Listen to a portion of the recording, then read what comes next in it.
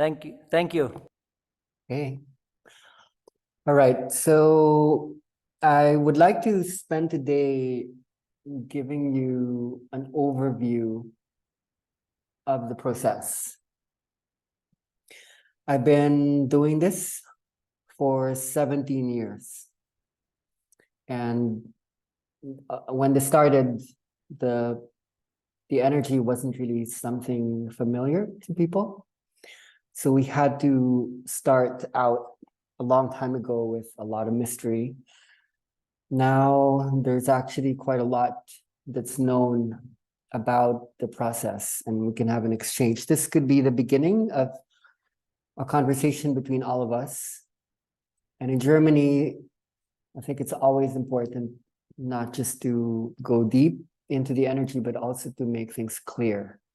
So these are questions we would ask. Is it possible to understand what is happening? Are there actual explanations for what is happening in people's minds, people's bodies? I'm just going to put up some programs in my computer that I'm going to need. You're not going to see it because I'm not sharing the screen yet. So I don't know if you know my story. I went into a spiritual pilgrimage for many years, traveling the world initially, searching for truth. And eventually I was guided by spirit through the grandmother, the spirit of the grandmother, to live alone on an island in the Philippines, eating coconuts and living almost a breatharian lifestyle. So this is where I experienced this energy flow through my body, which a lot of people are experiencing around the world now, which many people call the Kundalini, and it has many different names. I didn't have a name for it. I didn't need a name back then. My body just went through an activation, and I learned that I could touch people and the energy would travel. Then the energy spread across the world, throughout Asia, throughout the Americas, throughout Europe, throughout Oceania, throughout Africa. So this is a really long story, and I don't want to have to go into that story because it's, you know, I don't want to talk about 17 years because it would take me 17 years to talk about 17 years. I could give you a backdrop of maybe where this is coming from, why it is happening. And for those who are interested in holding this, in making this a part of life, because a lot of people in the world, there are thousands and thousands of people, this is what we do now. It's like a dream. People who used to be in government, work for schools, companies. This is actually what you could do. And when I say that, there are many aspects of this that's not just about the energy and the healing process. In the Philippines, this is now part of the schooling system. So it doesn't just have to be about laying down, closing one's eyes and listening to music. There are actual ways to translate the energy process to the school curriculum, where we begin to understand what it means to truly find wisdom, to understand how learning actually happens, like really happens, how we can access genius. This is also in the jail system, like in the Philippines and in different parts of the world. We're able to introduce this to the jails. And also corporations are looking into this. There are many applications companies have. We're also introducing this to addiction clinics around the world. And like just so many interesting, exciting things. So I say this to you to invite you to sustain yourself in the process. Like if you did this for a year, for 2 years, for 5 years, for 10 years, like where would you go? So here's where we need to bring spirituality and science together, because we're undergoing a spiritual awakening, but we're also changing the body. The body is changing like a lot. And people who spend enough time in this, they begin to receive the insight that it's, you know, there's something about the music, the sound, the vibration, the body, the heartbeat. There's something about the brain.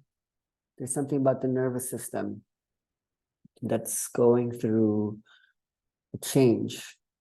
And when you regard the nervous system, you would think about so many things that's related, that would have to do with behavior, with thought, with language, with addiction, with intelligence. So to bring in more responsibility to the work, we require some maps. And I will try to do my best to introduce certain mappings to you, so that even on your own, and even within the Kundalini activation community, you could study this. You could study this alone. You could study this together. In a way, when you hold the energy, you're studying the person.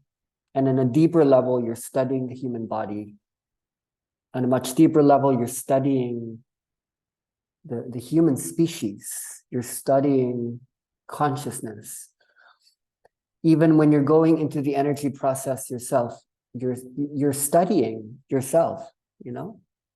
There's just so much happening, and sometimes it's not always clear, but there are many invisible things that are happening that simply knows what it's doing. Without you knowing it, it still knows what it's doing. So when we conduct trainings globally, there have to be certain points in a big outline. These are concepts, these are key terms, and they're quite deep, like each of these terms. They're like parts of a puzzle, and each part holds the other parts, and they all fit together. In a way, if you would like to understand the way energy and spirit works, there's something about the body that we're discovering is important. There's something about language. I want to speak about language. It's not always spoken language, because it almost feels like this energy brings us to the space where language doesn't happen. But we are affecting the language parts of the brain. Emotions, I'd like to bring up today. Like, what is the definition of emotion that we can keep to? And all of these things will be really interesting. One of the things that I didn't mention is we're working a lot with doctors. We've worked for the long term with medical practitioners and those in clinical psychology. There's something about the work that we do that's contributing to a new understanding of medicine. When you do talk to doctors and spend time with doctors, and maybe there are doctors in the room, maybe there are those who have a medical background. Much of the medical system has studied the body when the body is in its normal state. And most often that normal state is a state of contraction and a state of fear. So what would it be like if we studied the body while the body is changing? You know, if it's a body undergoing a transformation, would the brain, would the nervous system look different? And how would we map out the difference? And would you be able to find that pattern that you could apply to the work, whether it be up there or in a grounded way down here? Sorry, I'm just going to turn off my WhatsApp on my app. It's making these notifications. It's distracting me. Okay, so I'm just thinking of a slow way to introduce the concepts. Okay, so because this is a Kundalini activation training, I would speak a little bit about my story just to honor the space. When the first time I experienced this, I was on the island alone. I'd been eating just coconuts, and I need to cut. So my body had undergone a purification, a long purgation or purification process. I had let go of so much toxins and negative energies, so much fear. So I was like empty. I was quiet. I wasn't expecting anything. And then I heard the words speak. The first words were, "The mother and I are now one." And the second words were, "It began in Africa." And as I was hearing these words, my body just moved on its own. I'm not going to recreate it. It was really powerful. It was like another being unto itself. And it's like, oh, okay, like, wow, who are you? Hi there. It was like it was speaking to me. My body exploded in sound, and I was just this huge vibration that had a range of super low, super high, super slow, super fast waves. And I couldn't contain it. It was just so much power. And then I'll speak a little bit about my story, because there are some mysteries there that could unlock certain things you've been going through and might be going through in the future. The strangest thing to ever happen to me happened.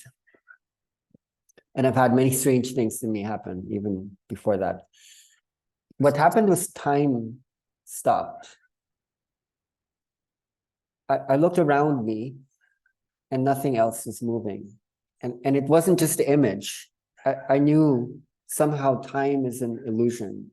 Time stopped. I was the only one moving. The ocean was still. The trees weren't moving. The wind had stopped. Everything was still. And the only thing moving was me. Like I was in the middle.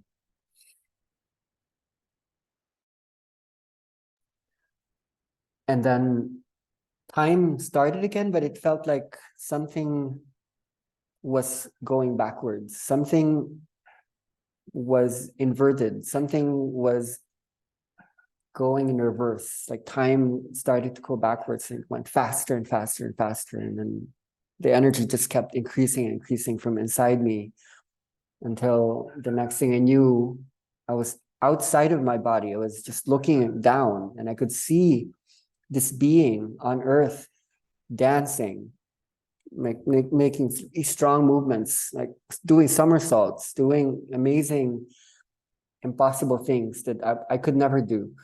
I was just watching this being, and I didn't know what this being was. Just this brown man with long hair on the beach, and I was just looking at it. It's like, I don't know what this is.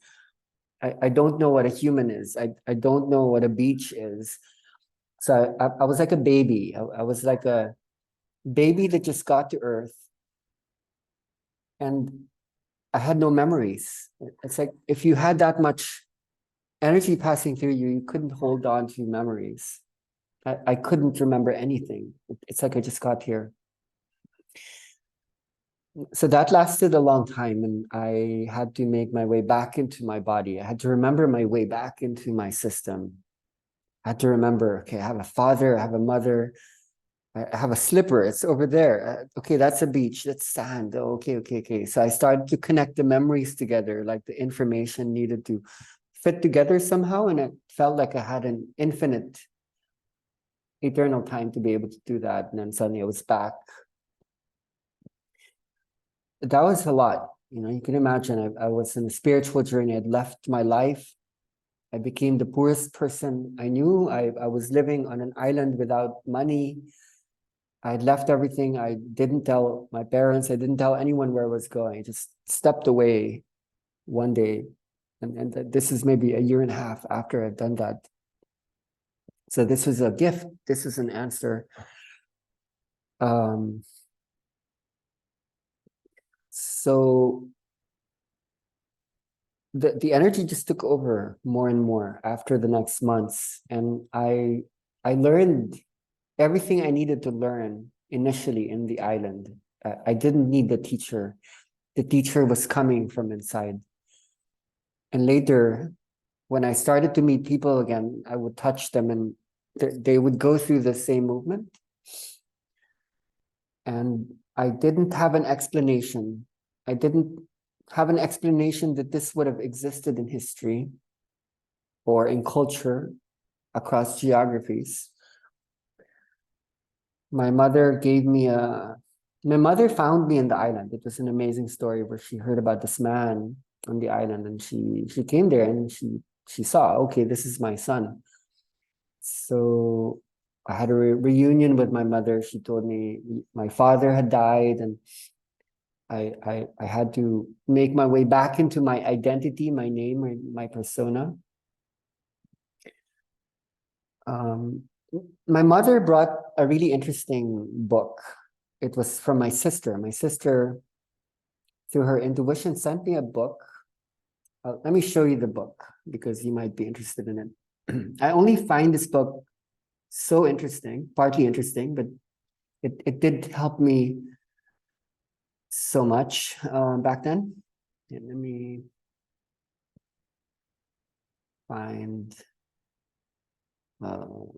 is it here? Ah, yeah, it's here. Okay, this is the book. It's The Magical Passes by Carlos Castañeda.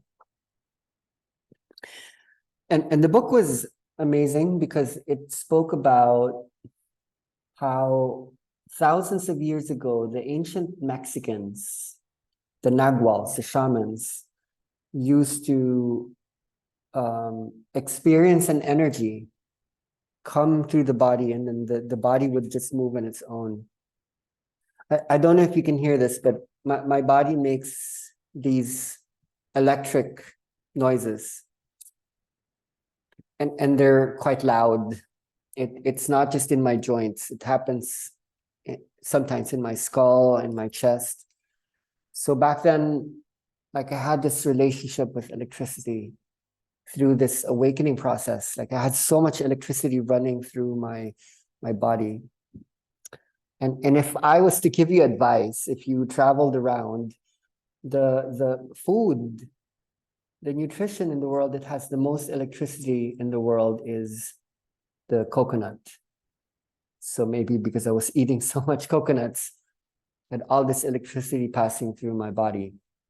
But the book was amazing because it described how when the bodies of the ancient shamans in Mexico moved, the cracking noises, the electricity would come through the body, and then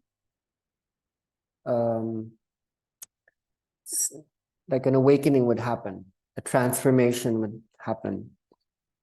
So before I came upon the word Kundalini, this was my introduction to the fact that this is not me per se. This isn't just in this moment. This is an old system that we are somehow remembering. So there's something in the South American tradition that we can look back to, and I honor that. I acknowledge it. And then I received books about Kundalini. People told me to look into it, and I read and I saw, okay, this could explain initially what is happening to me at the moment. When this was being introduced to me, it was actually in the confines of the rooms that used to be inhabited by one of the most famous healers in the world. His name is Master Choa Koksui. He founded Pranic Healing. He's a Filipino. And to my knowledge now, he probably was one of the first people who introduced Kundalini as a term to the West. This Pranic Healing really spread out just like Reiki in a way that it introduced the world of energy to a lot of people. And Kundalini wasn't seen as a healing modality back then because Master Choa Koksui was a healer. For him, Kundalini was a healing process, a healing force, a healing modality.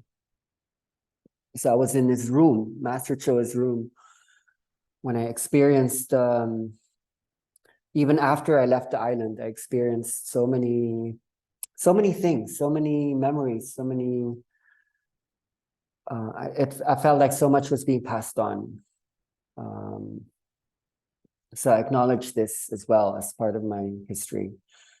And I hadn't written about this or spoken about this prior, but I would like to explore it quite a bit. I would say, though, that when Master Choa understood Kundalini, a lot of his research was actually coming from Westerners who were already interpreting Kundalini that came from ancient India, mostly through Charles W. Leadbetter, the theosophist, who first brought the term to the West. So I think it's very interesting. It came from the East, it went to the West, and then from the West, it went back to the East. And now the term is undergoing many other translations. So in my book, Conscious Trance, I did speak about Kundalini early on. Nowadays, I don't use the term so much anymore, but I acknowledge that the term holds ontological powers. It contextualizes from a historicist point of view what is happening. And I'm happy that we're also coming into scientific terminologies that helps to unravel or unpack what is it in this that describes, that cannot be explained somewhat by some spiritual terminologies, epistemologically anyway, maybe in a German way. Okay, so because I've been doing this for 17 years, I've held tens of thousands of bodies from all nationalities that I can think about, all the main ones. I've been watching the energy process as it unraveled in the Chinese, the Indians, the Africans, Singaporeans, the Malaysians, the Australians, the Americans, the British, the Germans, the Italians, the Spanish, the Portuguese, the Turkish, the people from the Middle East. I'm just someone who takes notes. I've been studying, let's say I've been studying the system. I've been studying the body, I've been studying the brain. And I'm interested in what is happening. I'm also interested in patterns within cultures where the Chinese have a certain inner dance that's very different from the inner dance of the people from Poland, the people from Finland. A lot of these movements that maybe started 10 years ago, 11 years ago.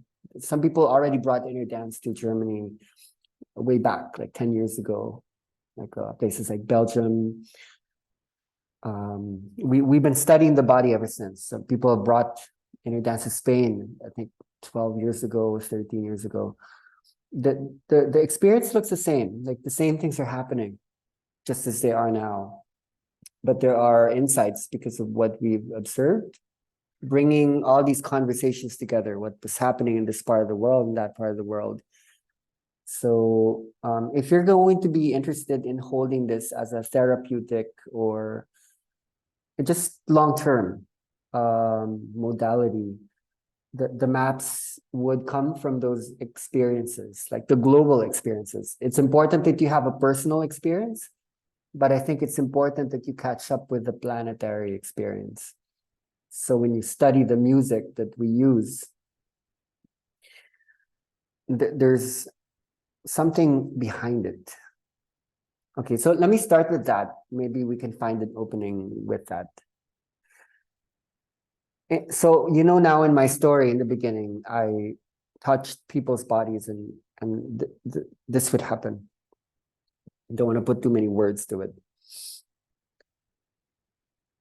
I knew that was good, that was okay, but I wasn't just interested in that as a modality. That had some weaknesses. If I could name a few, it creates a dependency. I don't believe in the Shaktipat principle where we initiate others. I believe that no one heals anyone. My understanding is that the healing happens on its own when the conditions are met. And what we do is we create the conditions where healing happens on its own.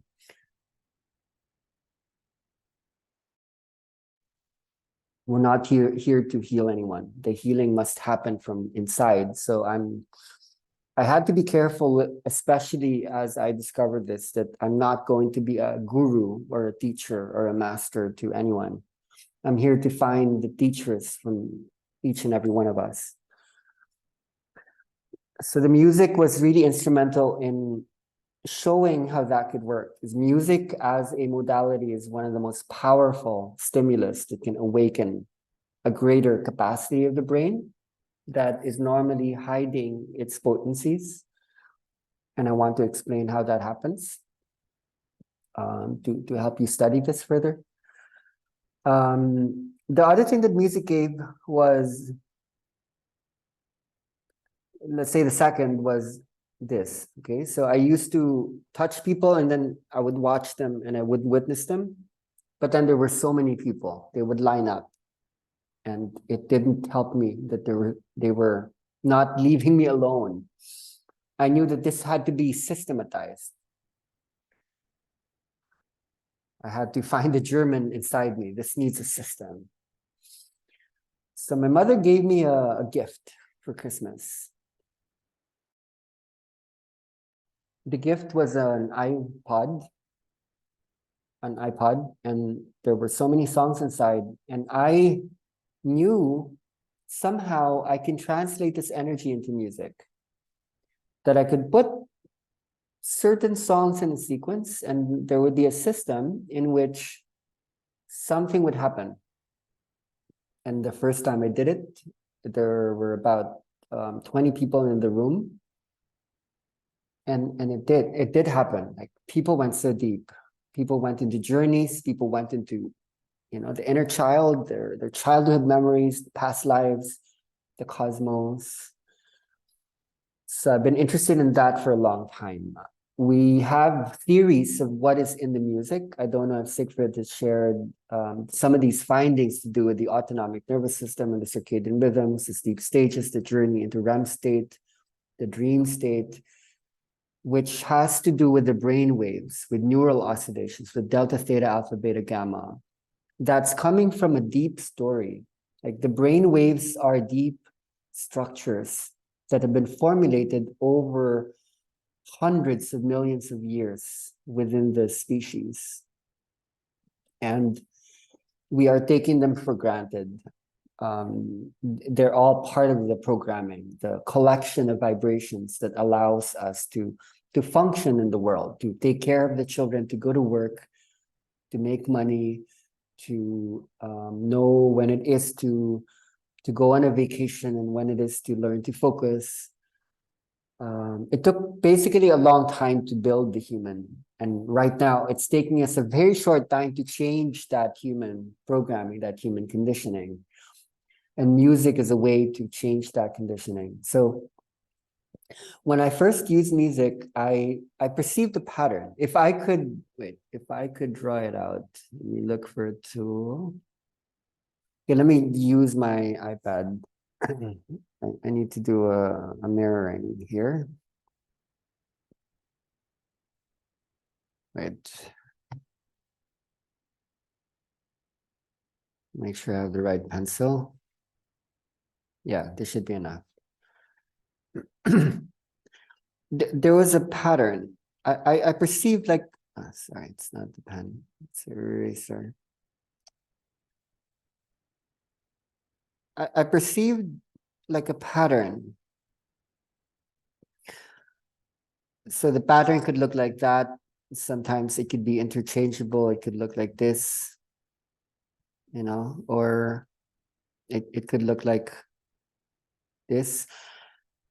But generally there was a specific wave that the music followed. If this wave would be connotative of maybe this is slower and this is faster.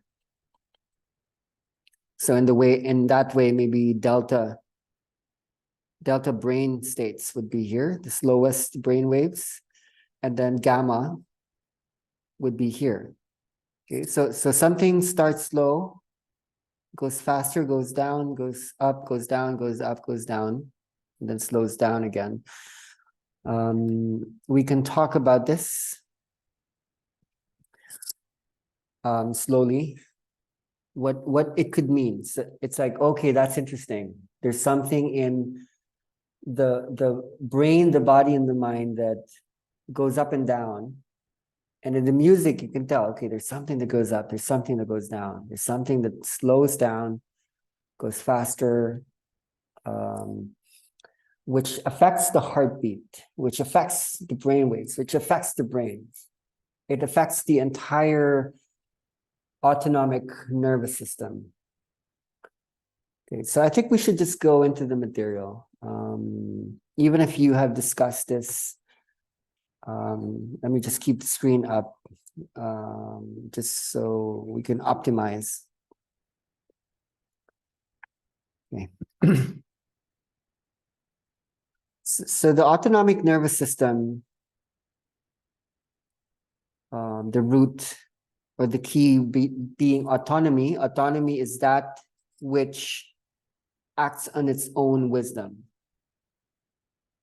that which you do not need to give instructions to. It knows what to do.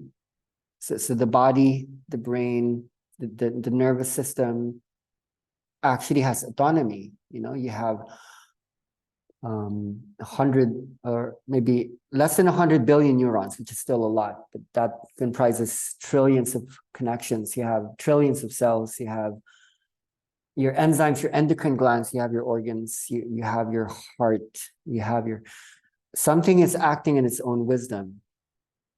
And you don't need to tell it what to do. It knows what to do. So it knows what to do. Like in the body, the autonomic nervous system knows what to do. And part of this is inherited, part of this is conditioned, part of this is based also on your will, your capacities, your life experience. So we want to study this. We would like to study the autonomic nervous system. And in inner dance, we go a lot into a reflection on the sympathetic and the parasympathetic nervous system, that which manages fight or flight, and that which manages rest, digest, and trust. So when you do study this, this is basically what's called the circadian rhythms. Most specifically, we found out what this was. This wave has a name, and that's called a stage, a single stage of sleep. Okay, and those stages have names. This is non-REM 1, non-REM 2, non-REM 3, and then this stage right here, if it was to have a name, is the REM state, the REM, which is when dream supposed to be is happening. So the science of the music or the playlisting system has something to do with bringing people into the dream state.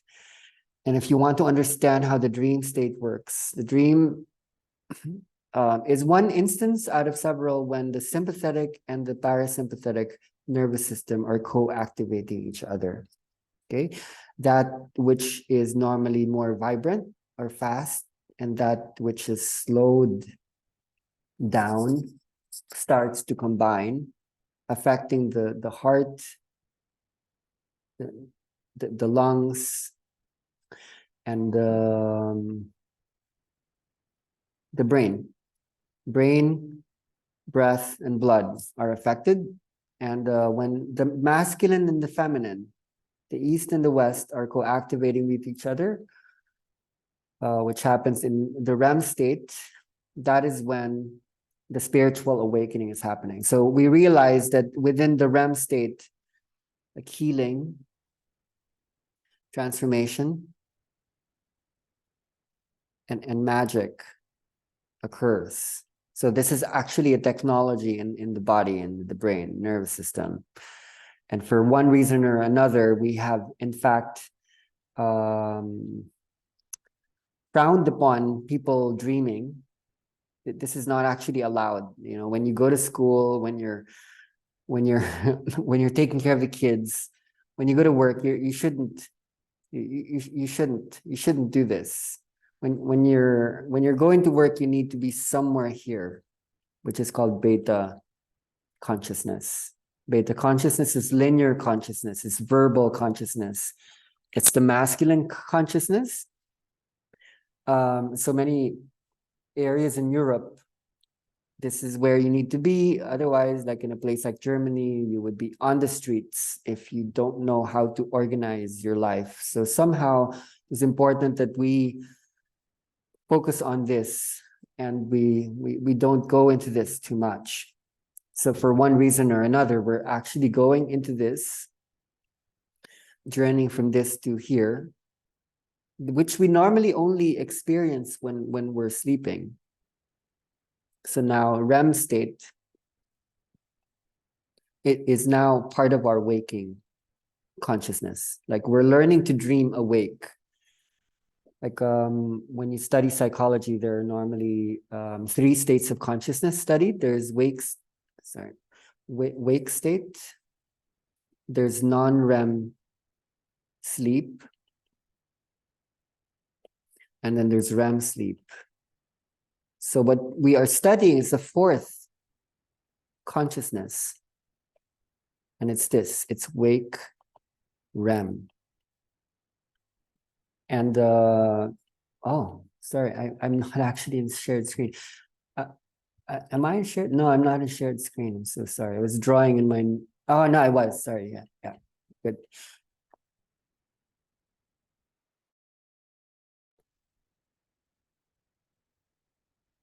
So this week, yeah, okay. So this we could study for a long time based on when you talk about brain waves, which are neural oscillations, which helps you to understand the velocity of action potentials, the timing of how you fire your synapses, your neurons that would connect. But this also has something to do with chemistry, with a lot of these hormones and neurotransmitters. Maybe you're hearing more and more about, because if you don't know about these, if you don't have a vocabulary on the chemistries and the circuitries, you're going to create random patterns, hoping for the best, observing, okay, this seems to work, but what actually is happening deep down? Some of the sciences would help you to understand the functions of dopamine, oxytocin. Oxytocin is the chemical of trust. So this would be the first one you want to learn. To open the space means to bring people into a trusting space. And oxytocin would be the key. Like what are we doing anyway? Like now we know, okay, something needs to go up, something has to go down for the so-called activation to happen. So initially the first aspect is in fact the involution. This is the involution stage. Involution is the opposite of the evolution. I'm sorry for my handwriting. It's always been terrible since I was in school. So how do we bring about an involution? You must allow people to trust you, to trust themselves. And so I gave an example of a chemical that needs to be excreted. A lot of people think oxytocin is the love hormone. Oxytocin is in fact the trust hormone as well. And we know enough what activates the oxytocin release, and very, very much so the music is very powerful in a way. It can send out oxytocin. And when people trust, you allow the space to open. You allow the body all the way to the cellular level. From the heart opens, the breath opens, the brain opens up. And then if you are able to bring people into trust, you now can bring people, if this is the parasympathetic nervous system, that which allows people to trust, to rest, to digest, which is the involution arrow, now you can awaken them. The sympathetic nervous system is responsible for fear and excitement. So what you do as a technique is you work with trigger mechanisms. So why is it that people use certain musics? Why do people snap their fingers? Why do we make certain noises? Because it triggers or awakens the sympathetic nervous system. So when the sympathetic and the parasympathetic nervous system are co-activating, this is what brings about this, this wave that allows us to go into the the REM stage, or the REM state. Okay, the REM state is when delta, theta, alpha, beta, gamma, high oscillating frequencies. So this would be the slowest, this would be the fastest, somewhere between like mu, sensory motor rhythms. They would basically all co-activate at the same time. All of the waveforms, okay? Like maybe delta has high amplitude, low frequency.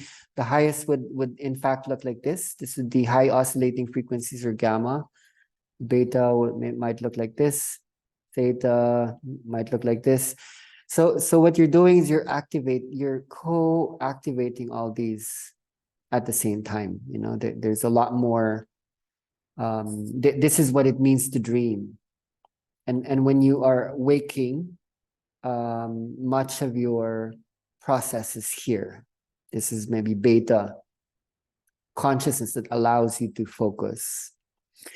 It's really, really interesting because people who experience delta or theta while awake, one manifestations of that is actually called ADHD. People experience an inability to hold attention or focus, and primarily it's because the power of beta is decreased, and you're increasing the power of meditation, relaxation, which opens the space, allowing for the co-activation of the trigger and trust mechanisms, the sympathetic and parasympathetic nervous system.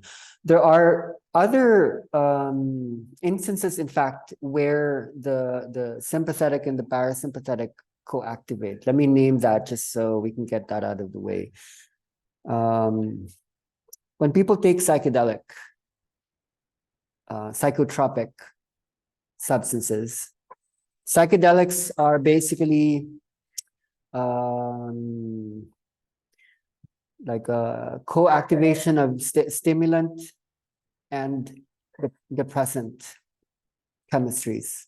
So if people take a lot of depressants, like alcohol is a depressant, stimulant would be like coffee. It doesn't have to be like the known drugs like cocaine or methamphetamine.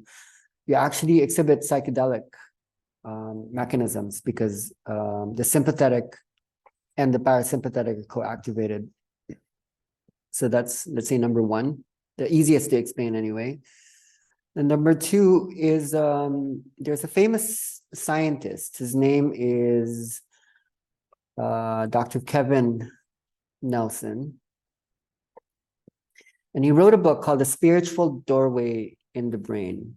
And one of his really interesting thoughts is during the near-death experience, there is such a thing called the life review. So I don't know if any of you have died and have come back to talk about what happened. A lot of people who have died have explained that at the point of death, you would see your whole life flash before your very eyes in one review, in a singular moment. Okay. The spiritual awakening is another example of when there is a simultaneous co-activation of the sympathetic and the parasympathetic. And then number 4, we already talked about it. It's the REM sleep stage. Now, when you look at these examples, like what do you see common? What do you feel might be common? For me, what is common in all these is there's something about our experience and our perception of time. Let me just put time perception, because time perception is an actual scientific study domain. Scientists have been studying how there are certain mechanisms that allow time to be experienced in a different way. So I'm sure that a lot of you have probably experienced what time might have looked like in an ayahuasca or magic mushroom experience. For those who have died, it's really strange and interesting. Like at one singular point, nice the eraser happening. In one singular moment, you see your whole life. You lived your whole life. It took a lot of moments, but in one moment you see it all. Spiritual awakenings are interesting as well. Like I've sat with so many people who have told me in the inner dance, people often go back to the womb. People say, okay, I went back to the earth. I have a memory of the earth. I have a memory of the universe. I think this is interesting. Philosophically, time is co-implicated with space itself.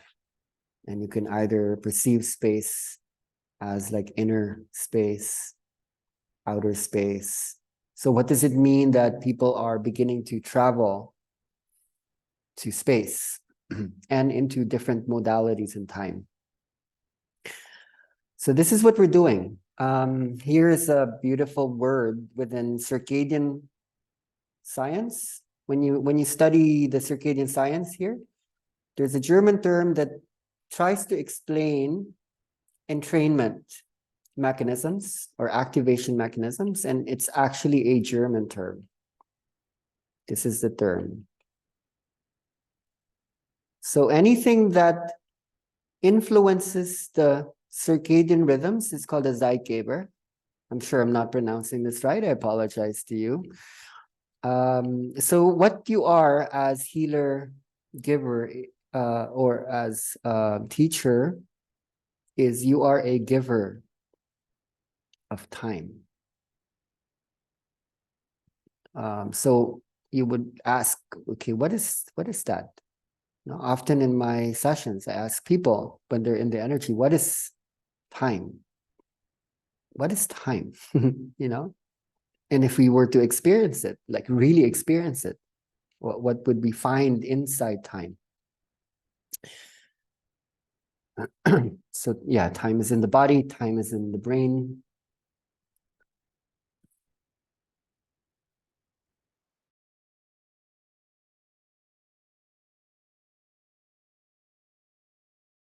Yeah, I would do that just to access the mute button when I'm doing the screen share. Okay, wait. So back to the screen. This is actually the first time I'm using this iPad writing thing. I have another tool, and it's actually quite cool. It's all there. I didn't know you could do this. There's this app that I opened up. I bought the pencil lately. If you do trainings later on, like the image is really important. I write in the board quite a bit, so it's really cool. You can see everything here. Okay, so this is a really good starting point for you to understand what we're doing, like how things work. And I'm happy to contextualize some German terms. It's really fun and honoring to be able to do that. I'm giving you a lot of knowledge that gives you power. Knowledge gives you power. So treat this well with responsibility and study this well, because we are affecting just as we're being affected. Um, Trying to wonder, okay, where do we go from here? Let me pull out some slides, maybe this might be more useful. Just to give you a backdrop of the kind of mappings that exist within inner dance. I have like a whole load of prezis where I have my outlines. Okay, so let's maybe study this first in a way that I could present to you some tools. What do you notice here? Initially, when you look at this, it's already interesting that there's a part of the brain and the spine. The spine is really important here, that either slows down the heartbeat or increases the heartbeat, constricts your lungs or relaxes them. You know, the parasympathetic opens and the sympathetic closes or contracts. What you would notice here is if the parasympathetic nervous system is that which relaxes and opens, the extensions are where? It's up here, it's in the cranium, and it's in the sacrum. So for those who have studied craniosacral therapy, you might know about this. And then the sympathetic nervous system extends down here in the middle. So this should be exciting for you. Fear and excitement has a region. It's here. Let me show you more specifically or concretely. Okay, let's look for a spine here in the trunk. Let's choose this one.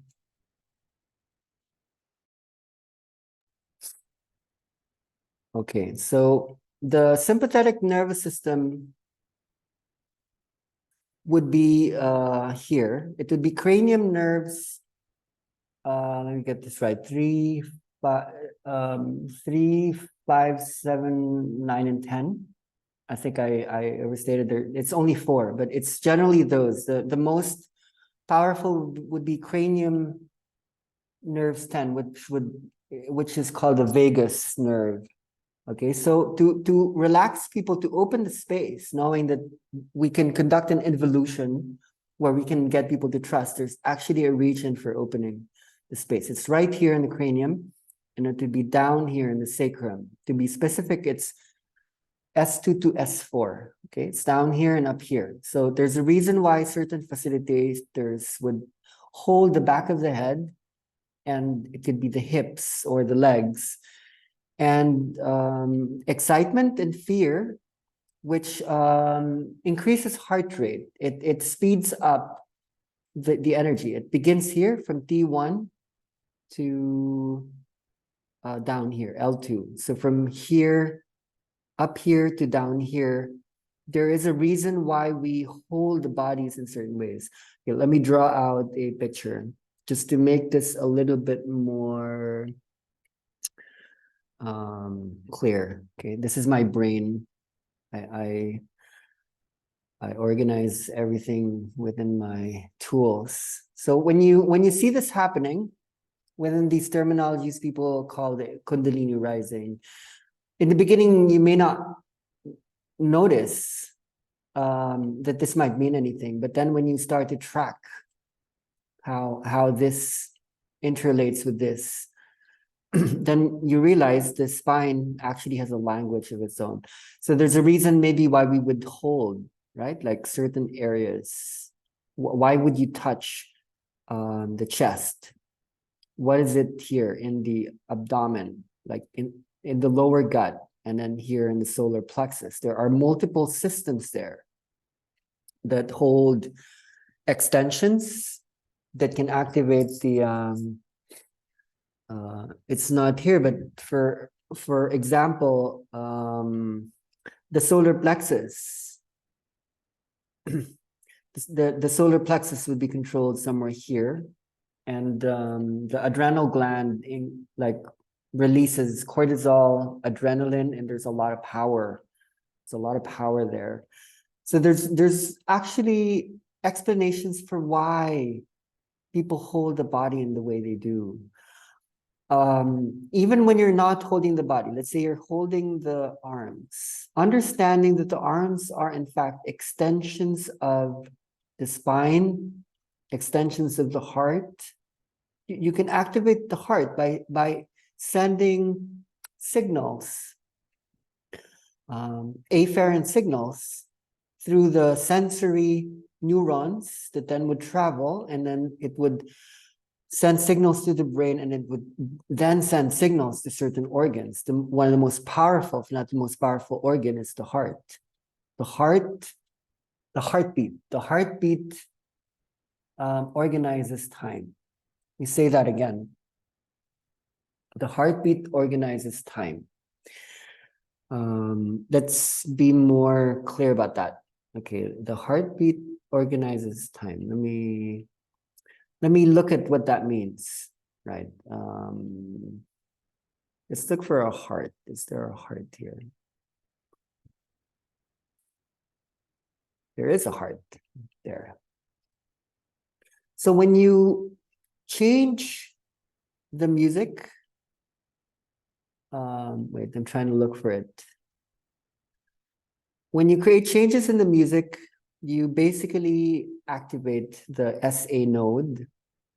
And the SA node in the heart holds time-keeping mechanisms. The timekeeper, the pacemaker of the heart is here. So the smallest, most subtle stimulus that changes the rhythm will activate the pacemaker of the heart. And if the heart speeds up or slows down, it will then affect the entire peripheral nervous system, the autonomic nervous system. The autonomic nervous system will decide, is it safe here, or am I in trouble?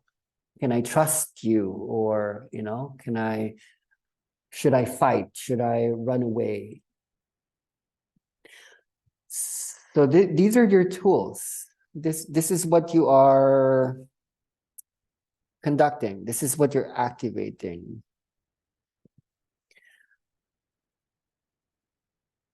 Like time perception, in fact, is not a difficult mechanism. You just need to touch the heart. And knowing that the heart has a range of evolution or involution, heart rate, and cardiac volume, like how much blood is passing through the heart. One is to do with time, one is to do with space, would then influence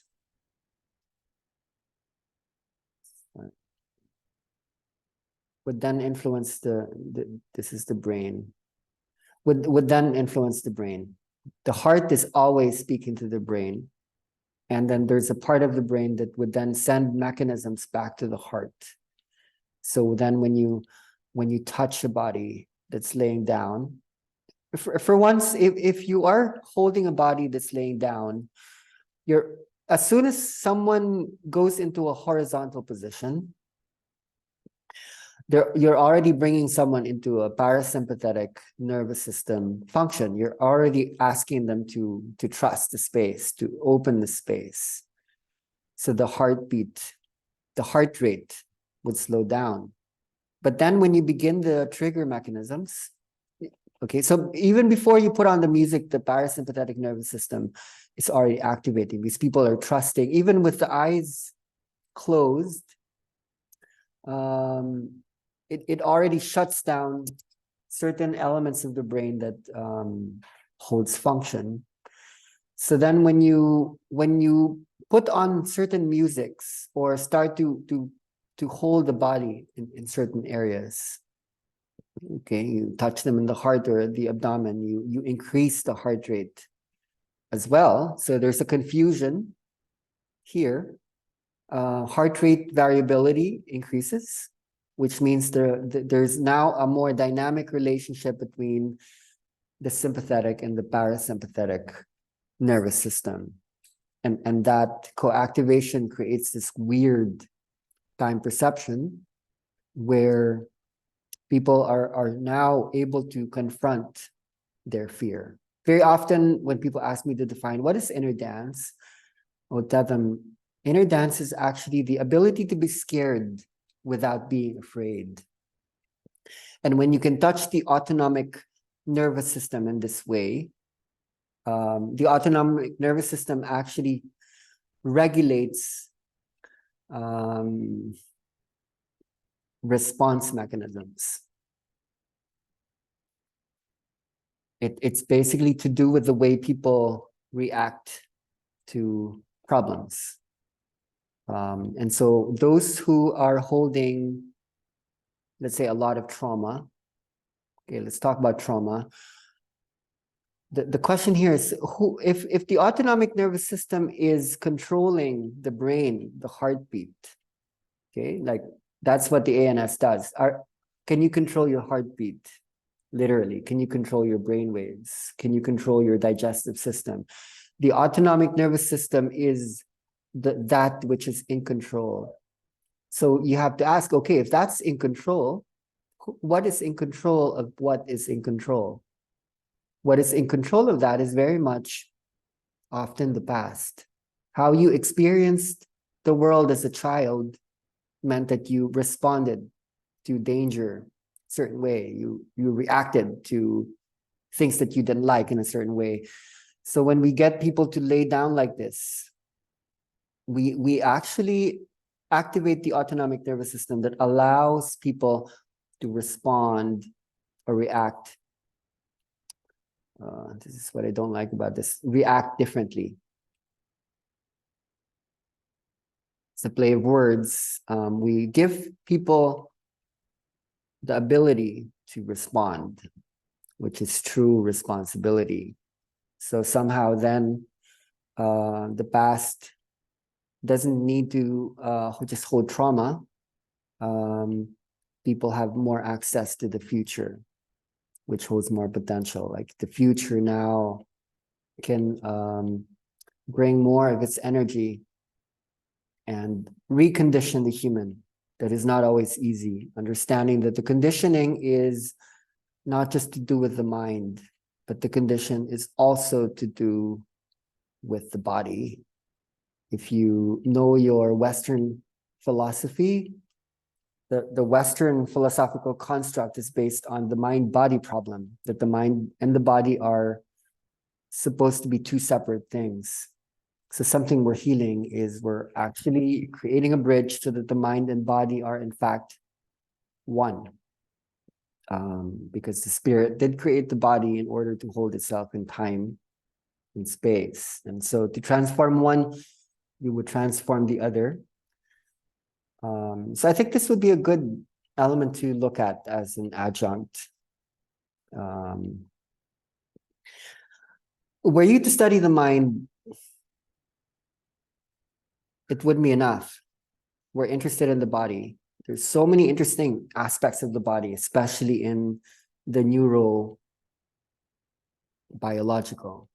Because neurobiology would already be kind of bridge work because it's the most spiritual part of the body. It organizes electricity. It organizes magnetism. It organizes information. It translates electricity into information. The mind deals with symbols, thoughts, and a lot of our understanding actually comes from your region. When you think of Freud, when you think of the roots of psychoanalysis, the imago, the Lacanian imago, the image, is what we hoped would reveal the nature of the universe, but now psychoanalysts, psychologists are now talking to neuroscientists because they need these domains need to inform each other. Psychology and neurobiology need to co-inform each other. So we're interested in what would be an in-between space. When you look at the conversation between psychologists and neurobiologists, what is a bridge work? Okay, there are a lot of different topics like addiction, learning. It's actually here, emotion. Emotion is being redefined For us, emotion is very much what you feel.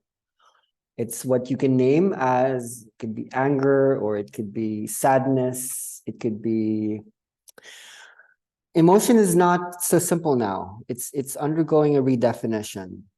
In the work of the famous neuroscientist, Antonio Damasio, emotion can be interrelated with the more basic functions of the organism that hopes to hold homeostasis. Homeostasis is balance.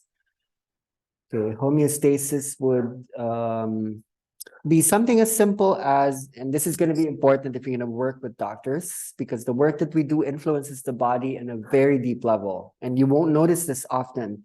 Has to do with immunity, and it has to do with metabolism.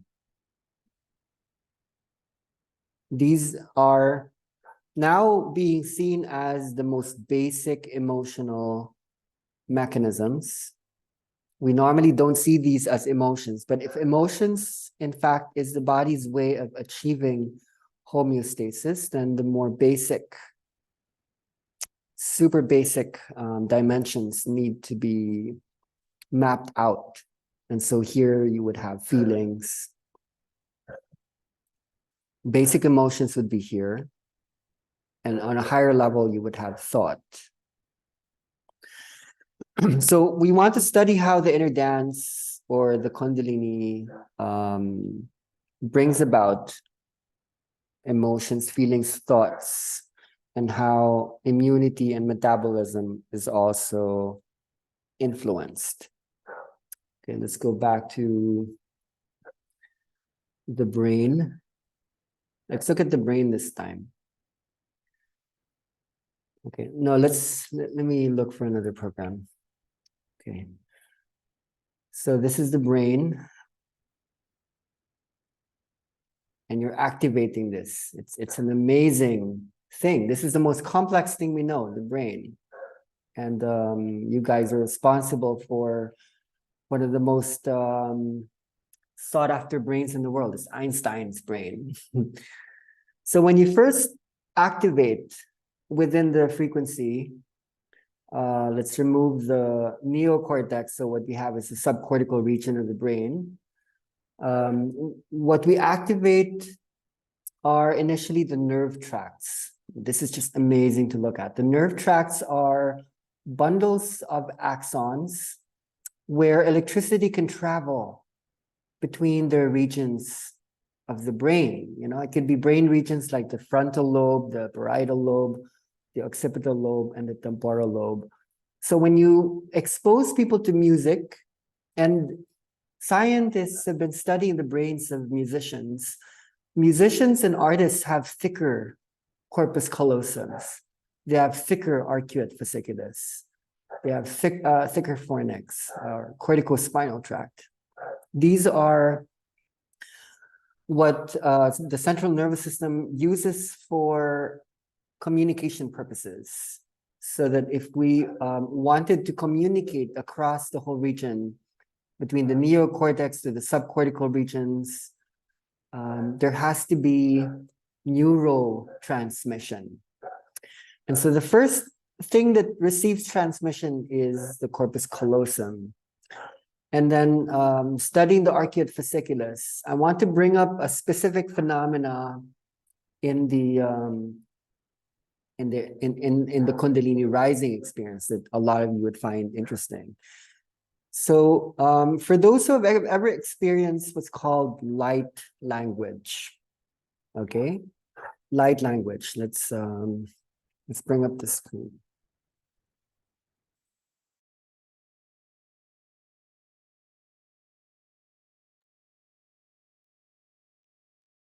Okay.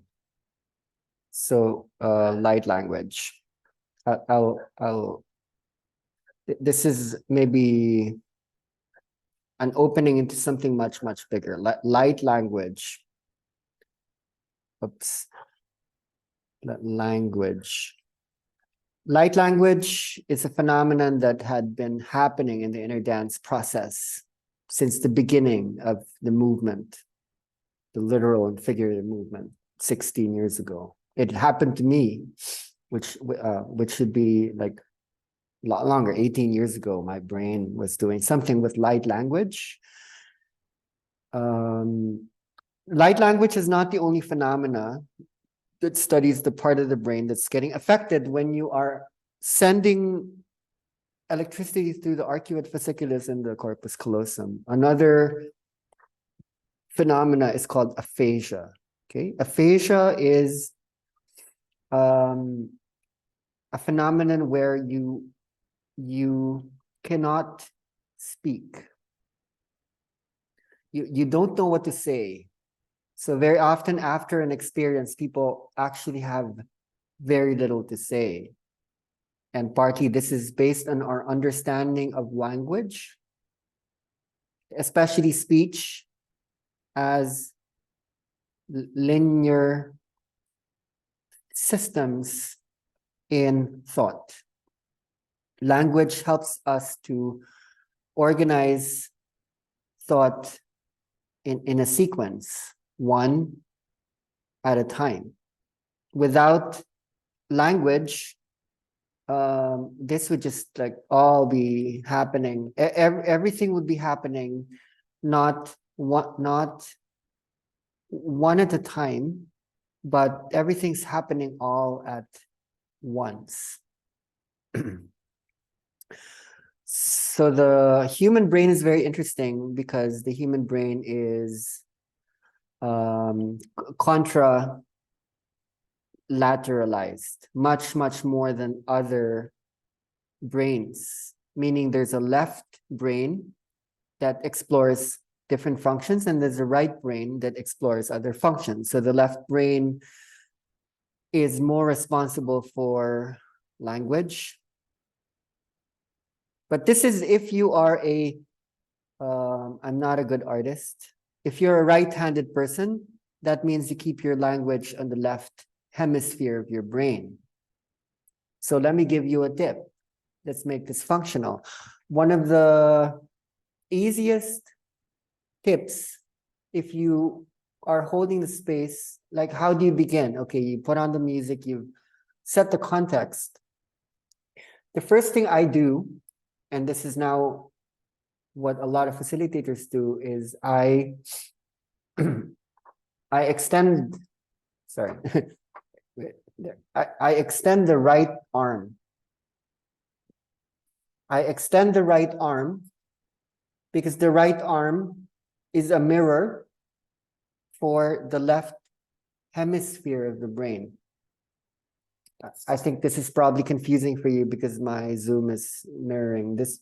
This is now looking like your left. So let me pretend that my left arm is actually my right arm, because this is, I think if you're watching this, is going to be your right.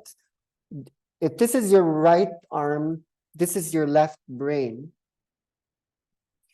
And if the left brain holds language, then the left brain is more responsible for time, for sequencing information. So when you extend the right arm, you actually can open time. You can bring people more into an awareness of space. You don't have to activate the right brain. The right brain is always hyper priming, hyper processing. But where people are holding control, holding sequence, holding time, holding information that it's always one word at a time, which is what language does. Opening the right arm can open the language part of the brain. So this is for right-handed people. For left-handed people, very often your language area is actually in the right left arm, on the right side of the brain. All right, but because maybe 95% of people in the world are right-handed, then we can be safe that you can just extend the right arms of the room. So before I do anything else, if I want to bring about a journey, not just a catharsis, an emotion, if I'd like them to explore the universe, I open the right arm. So when we observe this in people,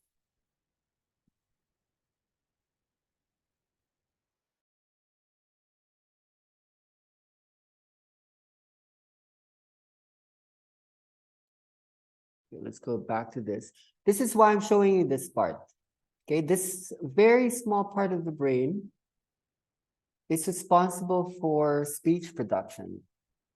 And when people experience light language, you're basically sending all of this electricity through the corpus callosum. So just imagine it's like sending so much electricity and power, light through the corpus callosum, the cingulum, and the arcuate fasciculus. A lot of that would spill over to many, many sections of the brain. But for one reason or another, it severely affects the Broca's area. And the Broca's area is responsible for language production.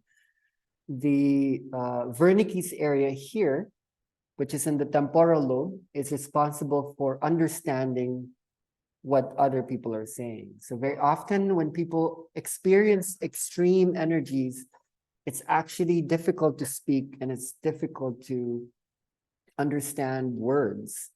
The words stop having the power to convey a larger truth.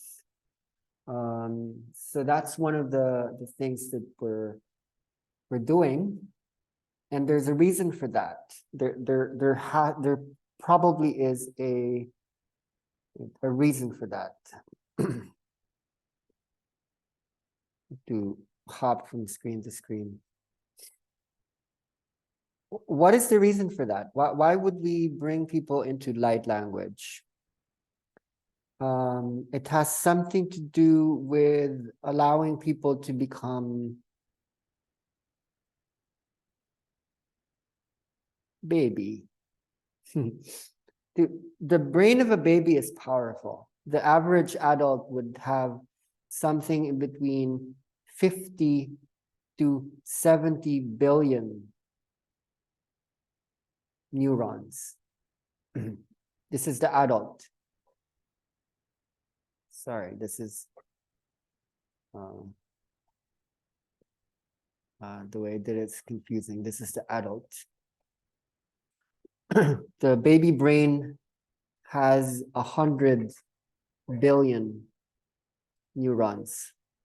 So when you grow up, you actually regress in a way that you have less brain power compared to the baby.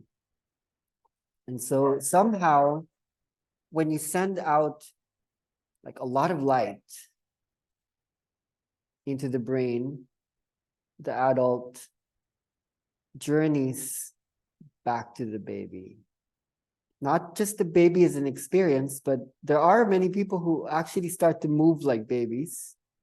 Light language is baby talk because babies utter the 800 phonemes that make up every single human language. So when babies are speaking, they're actually speaking light language, which is universal language, universal meaning.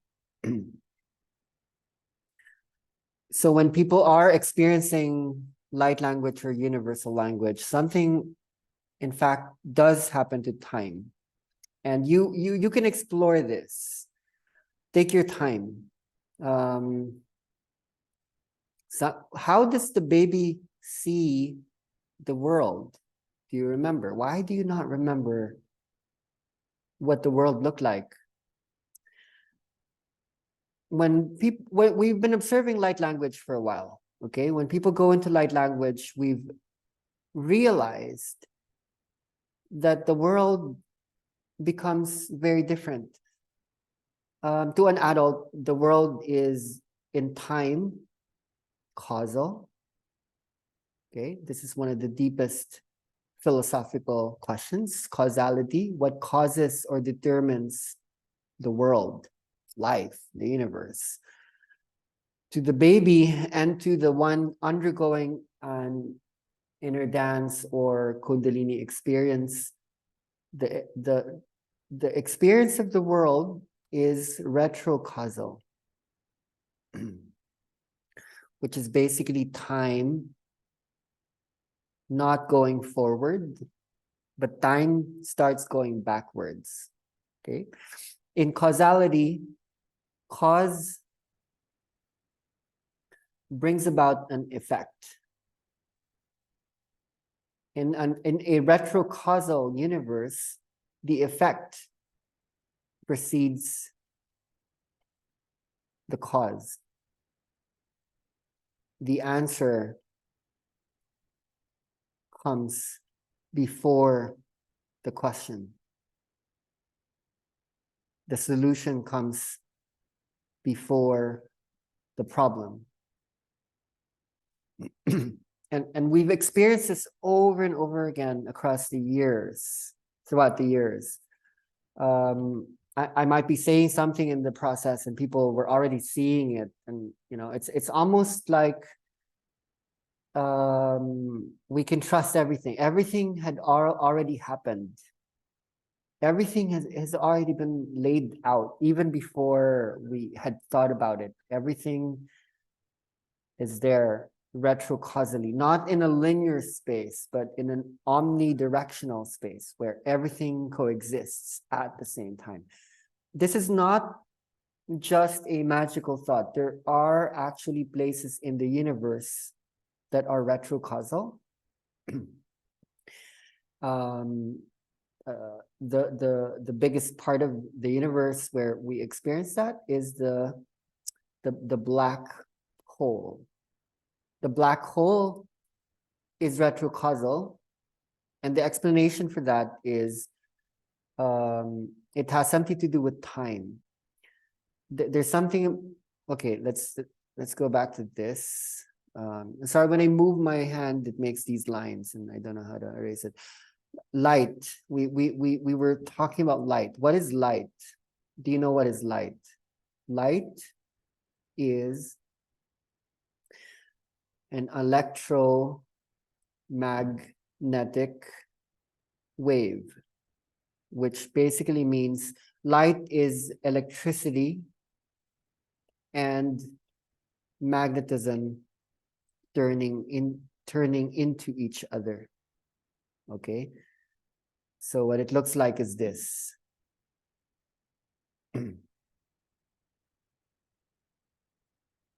This is what light looks like. This is magnetism. Magnetism is like gravity. It holds things down. It's the mind. Electricity is what a lot of you call the kundalini. It's the feminine. It's intuition. And it rests in the body so that when you study the involution and evolution process, something goes up, but what goes up also goes down. What goes down then goes back up. So this is what the body actually functions as in a way. So when you study the black hole is the part of the universe that holds infinite magnetism. And so if you go near a black hole and you are pulled into the event horizon, because there's infinite magnetism in a black hole, there's also infinite time. And when there's infinite time, there is retrocausality. Time starts to go backwards, but it probably goes into all kinds of directions. And when you go to sleep, this is there. Where is sleep? It's here. The deepest stage of sleep is this one. It's N3 stage. And if you were to study how to create music, start slow, and then you make it go faster. You have to drop it before you make it go up and down here. This is N3 is called slow wave sleep. And this is the time of the night when you enter the black hole. It's the deepest aspect of consciousness that you can reach while you are alive. To go deeper, you have to die already. It's when you experience the most delta frequency. So that's where you actually experience infinite time. But it does prepare you to go into REM state where you experience both retrocausality and causality at the same time. So these are the main basic frameworks in inner dance. I'm wondering if I should go into this. No, wait. I'm just exploring what we've covered. Okay, so let's just finish this before moving on.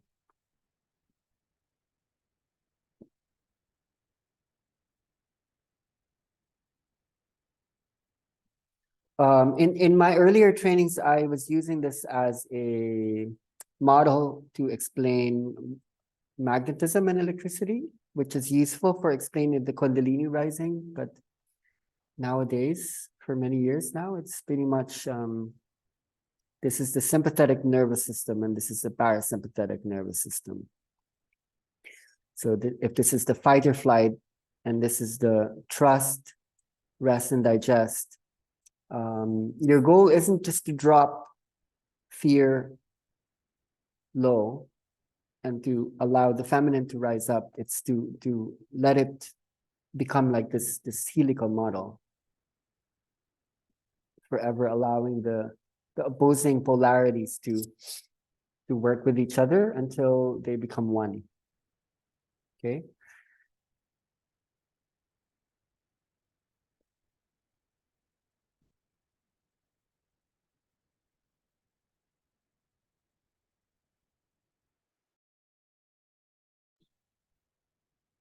Okay, so where else should we go in terms of our, okay, let's see, maybe there's something in this Prezi that we can use.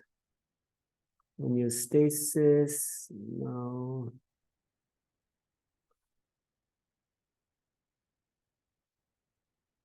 Yeah, so maybe somewhere here.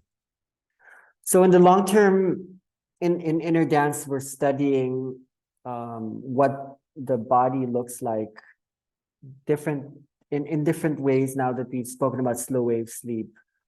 There are, in fact, mechanisms that allow us to understand addiction at work, even spiritual addiction, because it's very easy to get addicted to the energy because we activate dopamine quite a bit. So we've been studying this. I'm not going to talk about it too much, maybe a little bit. I'll give you introductory phases to get to understand this. This is just what would fit into this Prezi. There's a lot more chemicals that we have been watching, and we've actually been using tools of instrumentations like EEGs in order to understand the effects of the music and everything else that we're using as a modality. Here. So one example on how that mapping could be useful is here. Okay. Why does the process happen? Why does the inner dance happen? Why does the energy happen? So let's just look at one small aspect of the brain. So the eyes are very sensitive. When the eyes are open and it's light and it's not dark, the dark holds more magnetism, the light holds more electricity. The eyes, the optic nerve would then send signals to the suprachiasmatic nucleus, which is in the hypothalamus, that it's not time to go to sleep. It's not time to dream. So as soon as it gets dark, the brain would get stimulated because it's signals being sent by the optic nerve from the retina, the cones and the rods. The pineal gland is known to be the spiritual doorway of the brain, right? It's according to Descartes, it's according to Leonardo da Vinci and some other thinkers, all the way to the Theosophists. They say this really small part in the middle of the brain is the spiritual doorway of the brain. The question is why? The pineal gland's main function is to send out melatonin, and melatonin's role is to bring people into,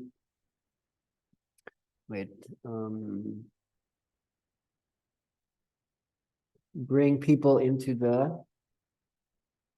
REM state. Okay, so you remember that wave that I showed you, the you know, like that wave that I showed you, that wave is just one sleep cycle, which would be, let's say, from here to here. This is one sleep cycle, and one sleep cycle would be about 90 minutes long. So for us, the more ideal inner dance process is 90 minutes long. It's 1.5 hours long, because we are realizing that the awakening process is a biomimicry of the journey into the REM state. Okay, and the longer you go to sleep, you can notice that the longer REM state is, and you don't need to go into slow wave stage 4 sleep so much. And so one of the explanations for why things happen as they do, okay, it could be in the daytime, people are coming from work. When you ask people to close their eyes and you cancel out the light, you're basically activating this suprachiasmatic nucleus that begins to speak to the spiritual doorway of the brain. So even if it's daytime, you're already sending melatonin. And when you send out melatonin, you can bring people into the dream state. I'm just using my cursor here. I don't have a pen for this program, so it's really bad handwriting. You can send people into the dream state while awake. Remember, I spoke about how there is now a fourth possible state of consciousness beyond non-REM sleep, REM sleep, and wake state. It's wake dream. And when you bring people into wake dream, a lot can happen. So let's say people are already dreaming awake. When you do touch certain elements, like when you touch this part, going back to like this chart right here, when you touch that part, you send out cortisol. Cortisol and epinephrine. Epinephrine is adrenaline, and adrenaline is very, very powerful. So when people are relaxed, and let's say the pineal gland is symbolically the third eye, you're opening, oh, it happened. The third eye, the size should be smaller. Okay, third eye. And then let's say the oxytocin can open up the heart, allowing people to trust. When you start holding the belly or the solar plexus, you send out the stress hormone. The stress hormone is cortisol and epinephrine. But because people are in the dream state and you're already sending out oxytocin, love, fear, for which cortisol and epinephrine is responsible for, also leads to insight. There's no space, and let me just draw an eye, which means that you're mixing the sympathetic. This is the sympathetic nervous system energy. Do you remember T1 to L2? This part of the spine, the middle, is fear, and this top part here is trust and openness, also the bottom part. So when you've opened this enough, and now when you begin to work in the lower regions of the body, then you're able to, no, not that.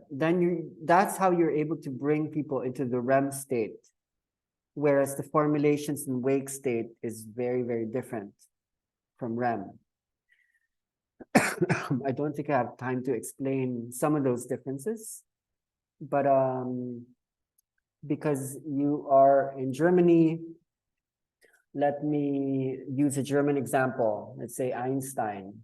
Einstein had, I don't actually know if Einstein was Austrian or German, but I think he's German. It's the same brain, probably. Einstein was very spiritual. He had a deep relationship with the dream state. So what he would do if he, oh wow, it's dark.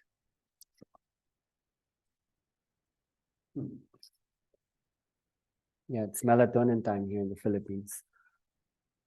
When Einstein needed to see something, it could have been, okay, he's having problems with the theory of relativity.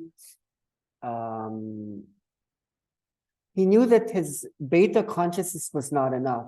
So what he would do is this: he would look for a metallic object. Let's say, like, pretend that this is a fork, and then he would hold like a large metallic plate. So he would think about the problem and then he would let it go. He would relax. And as he got sleepy, what would happen is he would drop the fork and it would hit the plate. And then when he wakes up, he's in the residue of the dream state. And what would happen is he would see things that he could not see when he was awake. And so when you study these mappings, this is what you would find out. There are certain chemistries here that allow us, oh God, what am I doing? Allow us to see farther. One of those would be serotonin goes down during dream state, and norepinephrine goes down. A lot of elements are actually up when we're dreaming. Serotonin is an emotional chemical and it brings about attachment to other humans. So for one reason or another, it has to go down when we're dreaming so we're not attached to ideas and to people. And norepinephrine establishes control. So when it goes down, linear time drops. So this might not be so clear to you now, but if you are going to study the process very deeply in a super German way, if you're going to systematize the process in the long term, I'm just giving you an example of the work that we conduct in relationship with doctors and schools. We don't just work with healers. We work with school principals. We work with teachers, with parents. We work with, with doctors and psychologists mapping out these super interesting things. So I think we've actually covered quite a lot. I'm trying to sense maybe there's other interesting introductory elements. If you let me talk for days, I wouldn't stop. And I'm just trying to reach into what would be a Munich spiritual, scientific orientation.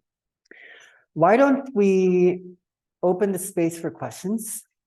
And in this way, I would like it to be contextual. Let's keep it within what I've shared with you. I don't want to call it a lecture. What did something get triggered? Are there things that interests you? Like if we could spend this time.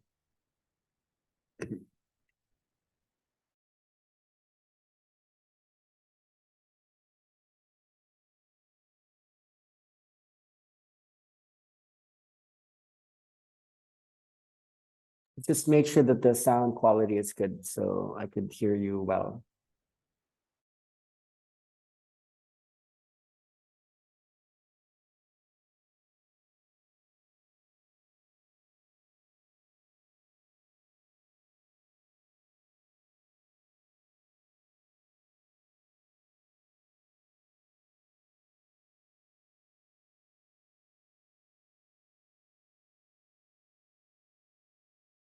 You have to unmute so I could hear your voice.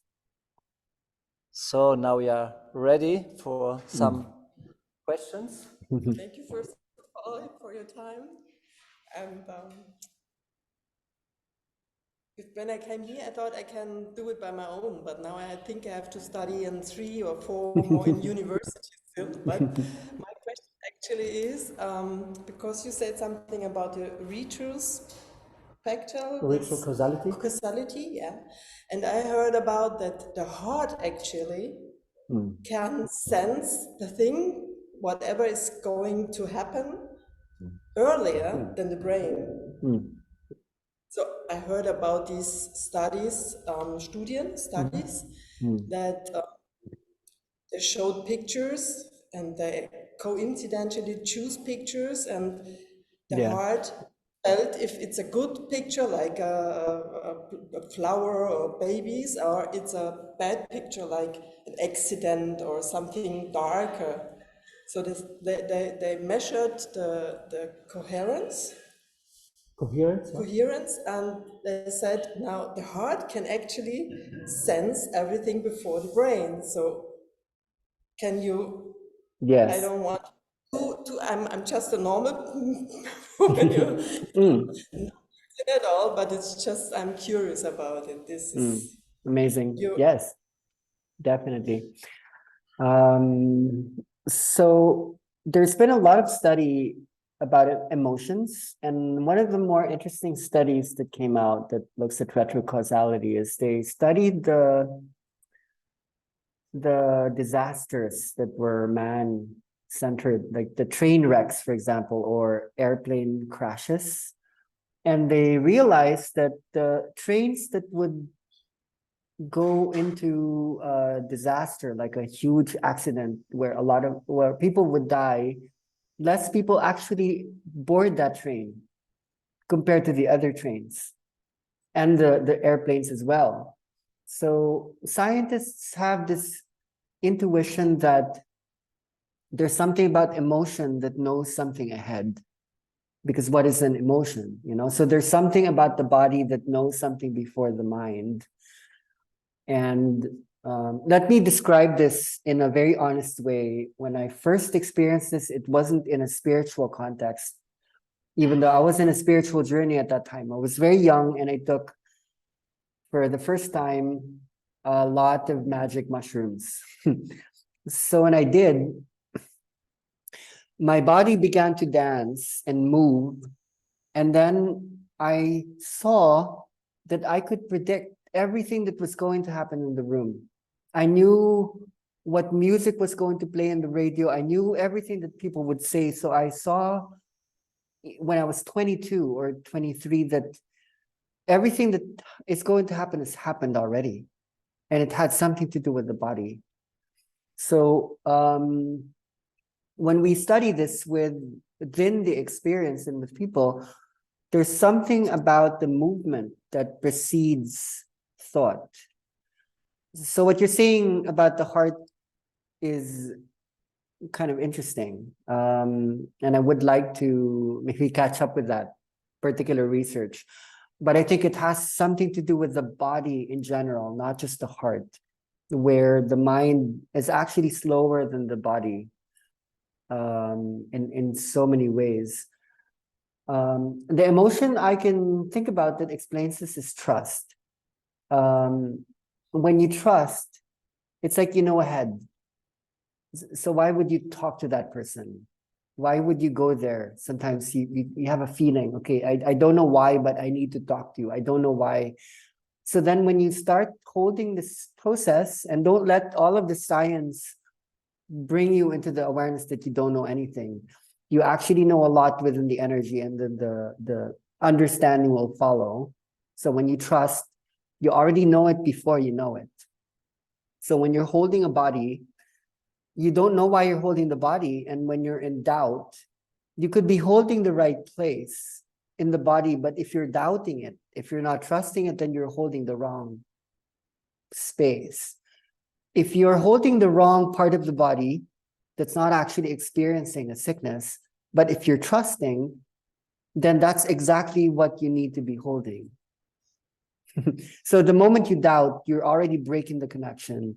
And when you're holding the emotion of trust, the body is doing this through spatial awareness. The body, before conceptualization, when we were babies, we had a very deep awareness and intuition of the space. So before we learned how to speak words, the first language was movement. It was movement, it was the dance, it was our ability to move across the space. When you think of Einstein, the parents were worried because he didn't speak. It took him a long time to speak. when we speak, we're translating space into linear thought. So before that, like we're more aware of the space. And so when a child is conditioned and colonized in a way that the child is told, okay, stop moving, behave, sit there, be a good girl, be a good boy, stop moving your body. We actually shut off the larger thinking process because the body shuts down.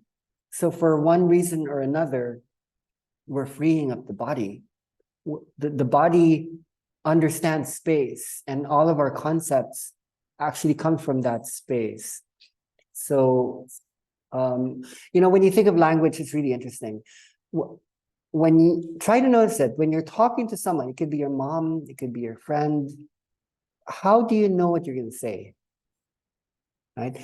How do you know what you would say? So even as I start the sentence, by the time I had reached the last word, the first word of the sentence already had the whole sentence complete. And this is not just me, this is you. This is you. You're writing somehow the large story or the script outside of time. And when we are in doubt, when we're in control, we're living too much in time. When we allow ourselves to trust, we activate the wisdom of the body, and the body knows what to do when it is freed up in that way. And the music that we're using, a lot of the techniques, like one of the techniques, for example, is called proprioception. So just asking someone to lay down, that's called body position. And it shifts a person's orientation in the space just by laying down. You're already expanding the room like hugely. So the mind is now shifting along with the body, because we're transforming the body, we're also changing the mind. If you want to change your mind, you change the body, you change the body's orientations, change the body's circuitries, change the body's chemistries, from fear into trust, from contraction into expansion. Then we experience retrocausality.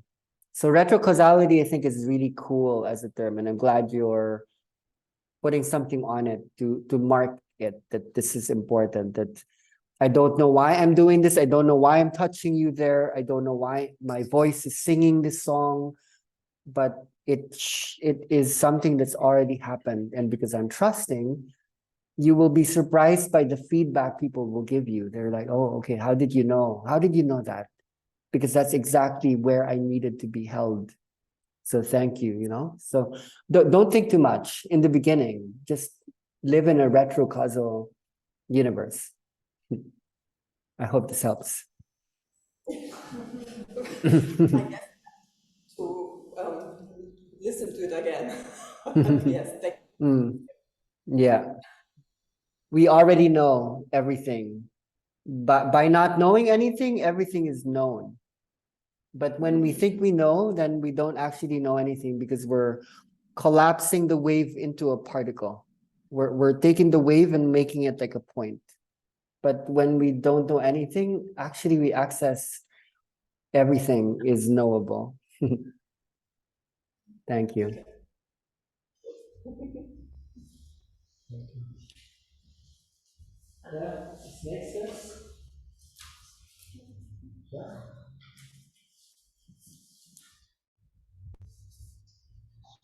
Hi, my name is Sophie.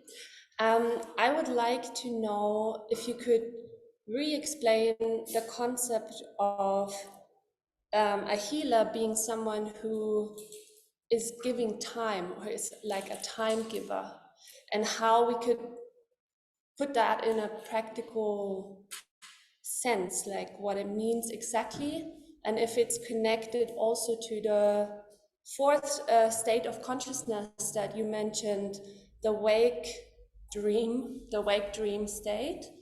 Can we bring those two things together? Yeah, okay. I think the biggest trauma has to do with time. In psychology, in transactional analysis, we have these like injunctions that parents especially spoke to us, like don't do that, don't say that, don't come close to me. And then you have the drivers, which are commands, like do this, do that. So one of the strongest drivers that were given to us, and this would be strong in Germany, is hurry up, you're going to be late. And it's bound by this understanding that there's not enough time. So a lot of people's issues with no one loves me, I'm poor, a lot of it is actually based on the illusion that there's not enough time. So when you can transmit this message to people that you are never going to die, you are eternal, you are a universe, nothing dies, you heal people just by seeing them as eternal beings, and the trauma of there being a scarcity of time stops. But you ask for a practical question, a practical answer or solution to this problem. My explanation is already it. When you co-activate the sympathetic and the parasympathetic nervous system, what happens is the super slow and the super fast combine.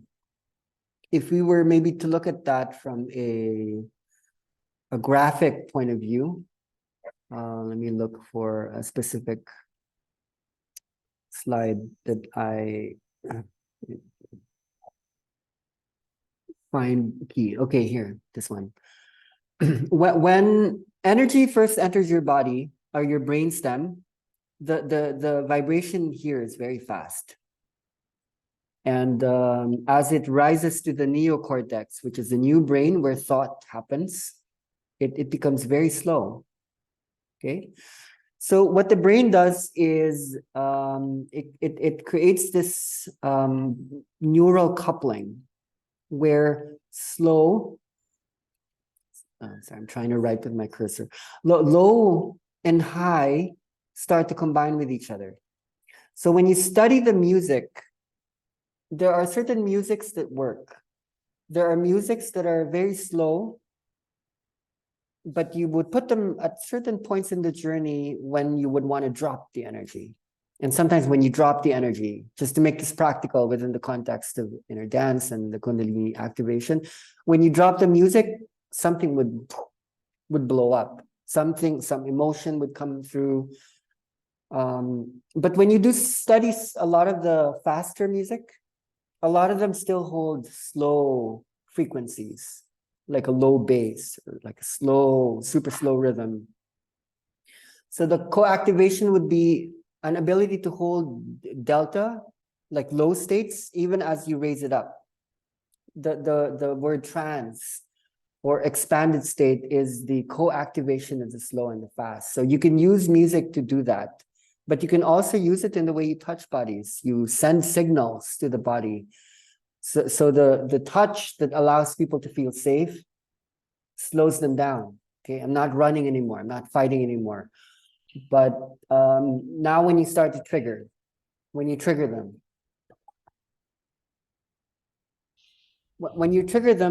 the slow is held. It's holding them down, but then something's rising up at the same time. And when you do that, it's like the sun and the moon start to talk to each other. They're not talking to each other, the sun and the moon. There's initially like a confusion in the brain, but then it's like, whoa. That practically is explainable through let's say when you're awake, when you're hyper, when you're focused, the neurotransmitters would be dopamine, epinephrine, which is adrenaline, norepinephrine, orexin. And then when you want to relax, then you need oxytocin, you need serotonin, acetylcholine. These are depressant chemicals. It slows you down. So what would happen if you express these chemicals all at the same time? That's what happens in psychedelic journey. something starts to go down, but something is excited and it does something to time. So some people go on a psychedelic journey. It's like an hour. It's not an hour. It's like a lifetime. And you don't need psychedelics because you can actually control those neurotransmitters and hormones through the stimulus tools that we have. And the process that we hold is actually more powerful than psychedelics in many ways. So learning how to raise and drop either sequentially. In the beginning, when I was using music, and a lot of people were doing this out of the experiences, there would be the law of contrast where I would choose music in the beginning would be slow, and then I'd raise it up a little bit, and I would choose the ones that are effective in really raising fear levels, so people would confront the things they're afraid of. But I would drop it again. I would drop it a first time, and then I'd raise it up, and I achieve a REM state. But sometimes I would just drop it, and there's something about the switch. There are explanations to this. It has to do with dopamine. We don't have enough time to explain it. It has to do with rerouting dopamine. Dopamine is the addiction drug. It creates, and a lot of you will hold this word a lot when you hold space. Some people will be expecting. Expectation is a word you're going to be thinking about. Like some people are expecting too much. They're wanting too much and nothing's happening. In Germany, we'll have a lot of that. People who are anticipating or trying to be in control. Dopamine happens in the inner dance journey when you change the music really fast. When you know how to disrupt a certain frequency, you reroute dopamine from the addiction centers of the brain, namely attention, memory, emotion, and motor functions. We can map those out. There's names: the amygdala, the nucleus accumbens, the prefrontal cortex, and the hippocampus. It holds your attention, your addiction, your expectation. When you reroute it, the energy goes here into the subcortical regions, somewhat at the back of the head, somewhere in the middle. That's called the striatum and the basal ganglia. Now, the basal ganglia is the animal brain. It's the reptilian brain. It's the primitive brain. It's also the intuitive brain. It's instinct. It's primordial. It's the wisdom of the body. It's the old brain, basically. So what you're able to do when you disrupt the expectation, when you make a change quite fast, you disrupt the first addiction, and then you take the dopamine into the basal ganglia, into the striatum. There are a lot more explanations, but I'm going to generalize it. The spiritual doorway is here, and when that opens, a lot of what's stuck up here goes down to the body. It goes down to the body. The whole body would feel it.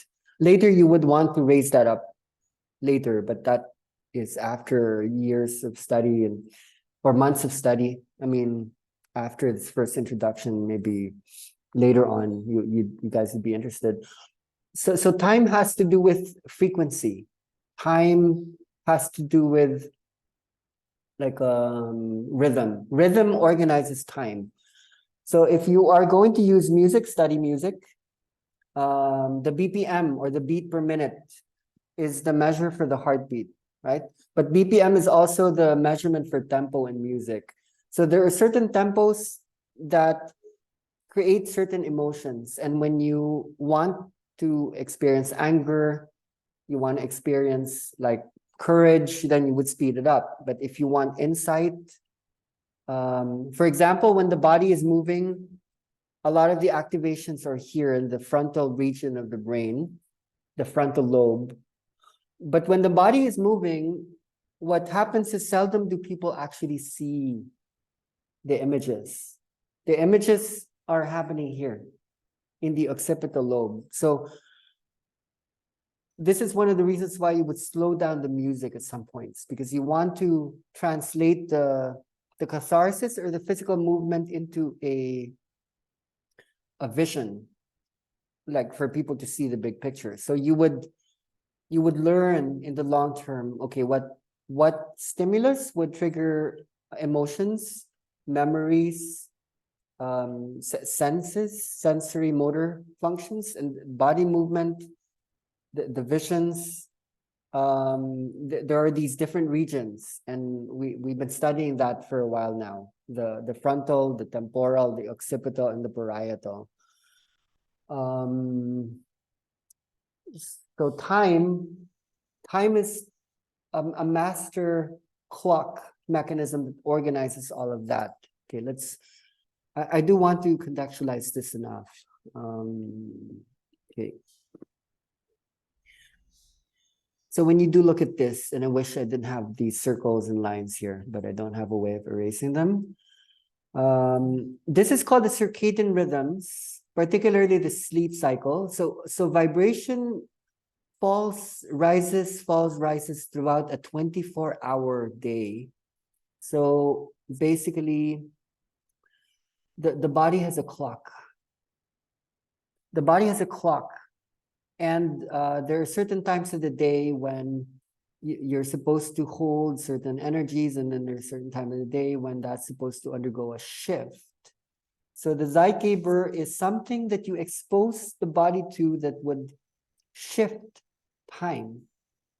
And in general, just to make this like super generally practical, music alters time, especially rhythm. The part of music that is rhythm, when you study the music that you would use, study the rhythm, study how you can combine those rhythms with other rhythms, study how you can sequence that rhythm into something that doesn't have a rhythm. But don't get stuck just with normal human music. In inner dance, we have tools that we teach that would speed up the music so fast that the brain doesn't even recognize it anymore, thus bringing them into other dimensions, not human, cosmic, universal. So we teach people how to DJ. We give them the DJ tools, and those are just in your iPad, those are in your iPhone or your Android. It takes 10 minutes to learn, 20 minutes to learn. We have videos online that we can share with you where those were discussed, and you have to just experiment with it in order to know. Like on a practical note, a lot of facilitators in the world aren't even using music anymore. We're using noise. We're using noise apps that would have the sound of frogs, the sound of wolves, the sound of the wind, of oceans, and we get people to travel. You know, music often holds motivational and even manipulatory effects. And when you don't want to do that so much anymore, if you want people to journey across time, then there are other interesting tools that people eventually in the journey would recognize as important and then would study. So I hope that's practical, like in a way. Yes. Thank you for your wisdom. Thank you.